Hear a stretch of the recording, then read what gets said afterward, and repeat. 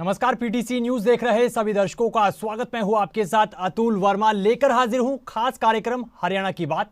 खबरों की शुरुआत करते हैं। हरियाणा के मुख्यमंत्री मनोहर लाल ने बजट से पहले एक बार फिर प्री बजट मीटिंग की है। मीटिंग में हरियाणा के मुख्य सचिव संजीव कौशल समेत तमाम प्रशासनिक आला अधिकारी मौजूद रहे। इस दौरान सीएम मनोहर लाल ने आगामी बजट को लेकर एक बार फिर मंथन किया, सरकार की तमाम योजनाओं का लेखा जोखा लिया। वहीं मुख्यमंत्री ने केंद्र सरकार के बजट में हरियाणा के हिस्से आई घोषणाओं को लेकर भी चर्चा की। साथ ही पिछले साल के बजट की घोषणाओं को लेकर रिव्यू भी किया। देखिए, इस देश में बजट को लेकर के नए नए इतिहास बन रहे हैं। हम लगातार बजट से पूर्व इतनी बैठकें कर रहे हैं, बजट को बनाने में मेहनत कर रहे हैं, सब विभाग हमारे लगे हुए हैं। और एक इतिहास ऐसा भी है कि हमारे पड़ोसी प्रदेश में बजट को पढ़ने का भी मुख्यमंत्री को अवसर नहीं मिलता और वो पिछले साल का बजट पढ़ना शुरू कर देते हैं। ये भी एक अपने आप इतिहास बना है। लेकिन मित्रों, बजट एक बहुत महत्वपूर्ण एक विषय होता है, ये अवसर होता है, दस्तावेज होता है, जिसमें प्रदेश के लोगों का ज़्यादा कैसे भला किया जाए और आने वाला वर्ष हमारे काम का किस प्रकार से जनहित में काम करने का जो एक खाका है वो तैयार किया जाए। तो इसलिए हम जितने भी स्टेक होल्डर्स हैं उनसे सबसे बात कर रहे हैं। 2 दिन पहले मैंने मेंबर पार्लियामेंट्स को भी उनसे बातचीत की, बहुत अच्छे सुझाव उन्होंने भी दिए हैं। और अभी विभागों के अनुसार जो चर्चा हमारी चल रही है, आज ये दूसरी मीटिंग उसमें थी। पहले कुल 32 विभागों ने उस दिन अपना पार्टिसिपेट करके अपने अपने सुझाव दिए थे। आज 10 विभाग जो बचे थे उन्होंने भी अपने विषय बताए हैं। अब ये निर्णय करने का विषय बाद में रहेगा। एक हमने जो फाइनेंस कमेटी, फाइनेंस सेक्रेटरी के साथ मिल बैठ करके हमारे जो सीएमओ के लोग हैं और बाकी सब मिल करके कि उन सुझाव में कौन कौन से ज़्यादा एडजस्ट किए जा सकते हैं, उनको सबको एडजस्ट करेंगे। और एक अच्छा बजट जो विकास का बजट भी होगा और जो जनता की सेवा के नाते से जितना भी सर्विसेज सेक्टर हैं उसके लिए भी एक अच्छा बजट होगा, ऐसा मैं आपको विश्वास दिलाता हूँ। देखिए, बजट सत्र 20 तारीख से शुरू होगा और कई दिन तक चलेगा और जो इंटरेस्टिंग सुझाव होंगे वो सारे उसमें प्रस्तुत किए जाएंगे, तो आपका ज्ञानवर्धन होगा। हर विभाग अपने नए नए सिस्टम से जनता को जो अच्छा लगे और जनहित में भी हो और डिसिप्लिन भी आए, ऐसे बहुत प्रयोग हम पहले भी किए हैं, आगे भी करेंगे। और अगर इस प्रकार का हेल्थ डिपार्टमेंट में इस प्रकार का कोई विषय आगे बढ़ा है तो अच्छा है, सराहनीय है। वहीं दूसरी प्री बजट मीटिंग के बाद मुख्यमंत्री मनोहर लाल ने कहा कि बजट से जुड़े सभी स्टेक होल्डर्स के साथ चर्चा की गई है। उन्होंने कहा कि प्रदेश की जनता के हित में सरकार जनहित का बजट लेकर आएगी।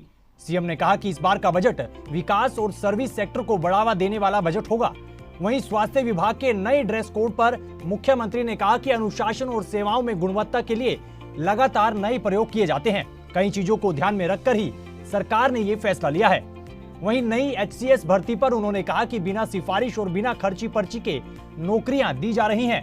विपक्ष का काम हमेशा आरोप लगाने का ही रहता है, लेकिन हमने बिना किसी पक्षपात के नौकरियां दी हैं। सरकारी काम को ठीक सुचारू ढंग से चलाने के लिए हमारा जो इस प्रकार के भर्ती करने का और अच्छे लोग भर्ती होकर के आए, ये पहले दिन से ही हमारी प्राथमिकता रही है। जैसे पहले भर्तियां होती थी, कोई सिफारिश से हो गई, कहीं और किसी प्रकार के अनफेयर मीन्स के माध्यम से जो भर्तियां चलती थी उसको हमने प्राय बंद कर दिया है। और जहां कहीं हमको पता लगता है उसमें हम सख्त निर्णय भी लेते हैं, उनके खिलाफ कार्रवाई भी करते हैं। अभी हमारे अपने समय में चाहे कोई गलती हुई होगी, चाहे उससे पहले गलतियाँ हुई हैं, हम कभी किसी को बख्शते नहीं हैं और दोषी को ज़रूर पकड़ करके उसको सलाखों के पीछे डालते हैं। पिछले साल मात्र में लगभग 650 लोगों को हमने अरेस्ट किया था, जो इस प्रकार के नकल के केसेस में या कई प्रकार के हथकंडे करते हुए जो पकड़े गए थे। तो इसलिए अब फेयर भर्तियां जो होती हैं उस समय भी विपक्ष को तकलीफ हो जाती है कि फेयर भर्तियां भी ये क्यों हो रही हैं। तो इसलिए फेयर भर्ती के लिए सब कुछ करेंगे, हम अपनी ओर से भी करेंगे और मैं कहता हूँ विपक्ष भी कोई अच्छा सुझाव देगा उसको भी मानेंगे। हमारी जो भर्तियाँ होती हैं वो सरकारी कर्मचारी लगभग 30 से 35 साल तक प्रदेश की जनता की सेवा करता है, तो इसलिए अच्छे लोग आएंगे तो जनता को उसका लाभ होगा। 2024 के चुनावों को लेकर भिवानी में बीजेपी प्रदेश कार्यकारिणी की मीटिंग शुरू होने जा रही है, जिसमें प्रदेश भर के 353 डेलीगेट्स हिस्सा लेने जा रहे हैं। इस मीटिंग में मुख्यमंत्री मनोहर लाल और बीजेपी के प्रदेश प्रभारी विप्लव देव मौजूद रहेंगे। वहीं बीजेपी के तमाम सांसद और मंत्री भी मीटिंग में हिस्सा लेंगे। मीटिंग में 22 जिलों में से 17 जिलों के चुने हुए बीजेपी समर्थित जिला परिषद के चेयरमैन को भी विशेष तौर पर बुलाया गया है। बीजेपी प्रदेश कार्यकारिणी की मीटिंग का पहला सत्र अलग अलग जिलों से आए डेलीगेट्स के साथ होगा, जिसको मुख्यमंत्री मनोहर लाल संबोधित करेंगे। और ये जानकारी बीजेपी के पूर्व विधायक और जिला प्रभारी शशि परमार ने दी है। सबसे पहले तो जो है मुझे बड़ी खुशी हो रही है। मैं माननीय प्रदेश अध्यक्ष जी का धन्यवाद करना चाहूँगा। इस 2 दिवसीय प्रदेश कार्यकारिणी के आयोजन का जिम्मा भिवानी को मिला और ये 2 दिवसीय जो हमारी जो बैठक है प्रदेश की कार्यकारिणी, इसमें 353 तो हमारे डेलीगेट्स रहने वाले हैं, जिसमें सारे के सारे मंत्रीगण हरियाणा से जो हैं और एमएलए सारे एमपी जो केंद्र में जो है लोकसभा और राज्यसभा में जो अलग अलग हैं, और उसके अलावा भी हमारे सारे एमएलएस और प्रदेश के सारे पदाधिकारी इसमें रहने वाले, और 22 जिलों में से 17 जिलों में हमारे चेयरमैन चुन करके आए हैं जिला परिषद के, वो लोग भी इसमें रहने वाले हैं। और ये 2 दिन चलेंगे। आज एक बैठक जो है 4 बजे माननीय प्रदेश अध्यक्ष जी के नेतृत्व में बया रिसोर्ट जो है उसमें रहेगी। उसमें प्रदेश के महामंत्री रहेंगे, और दूसरी बैठक जो है 39 उसमें डेलीगेट्स हैं, वो प्रदेश के पदाधिकारी, वो जो बैठक वो वहीं बया रिसोर्ट में ही रहेगी। कल सुबह 10 बजे से हमारे यहाँ रजिस्ट्रेशन आरंभ होगा। 10 बजे जो रजिस्ट्रेशन आरंभ होगा उसके बाद में रजिस्ट्रेशन 11 बजे तक चलेगा।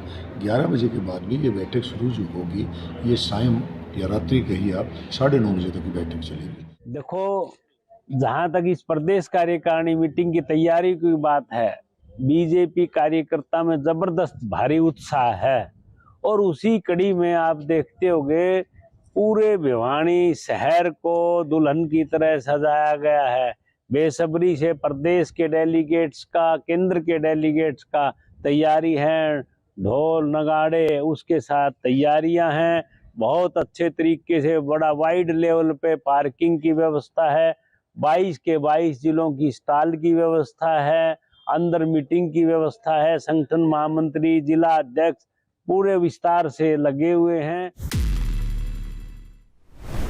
खबरों में आगे बढ़ते हैं। देश की महामहिम राष्ट्रपति द्रौपदी मुर्मू हरियाणा दौरे के तहत गुरुग्राम पहुंची, जहां उन्होंने ब्रह्म कुमारी आश्रम में आयोजित राष्ट्रीय कन्वेंशन में बतौर मुख्य अतिथि शिरकत की।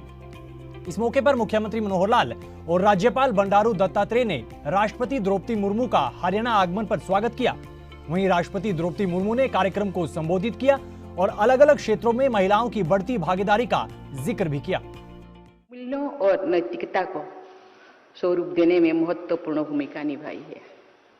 भारत की समृद्ध सांस्कृतिक और आध्यात्मिक विरासत में महिलाओं को यथोचित सम्मान और स्थान दिया गया था। हमारे वेदों, उपनिषदों, पुराणों और महाकाव्यों में महिलाओं की स्तुति शक्ति, करुणा और ज्ञान के स्रोतों के रूप में की गई है। हमारी संस्कृति में माता पार्वती, माँ दुर्गा तथा काली, माँ लक्ष्मी और माँ सरस्वती का जीवन की पोषक और नैतिकता के संरक्षण के रूप में देखा गया है। इसी तरह अंदाल, मीराबाई और माधवी दासी को निस्वार्थ भक्ति भाव तथा आध्यात्मिकता के सर्वोच्च रूप में सम्मानित किया जाता है। गार्गी प्राचीन भारत की महान दार्शनिक और विदुषी थी। उन्होंने विद्वानों और संतों के साथ अपने दार्शनिक वाद विवाद में समाज में सम्मान अर्जित किया था। एक अन्य महान विदुषी भारती ने शंकराचार्य की दार्शनिक शास्त्रार्थ में पराजित किया था।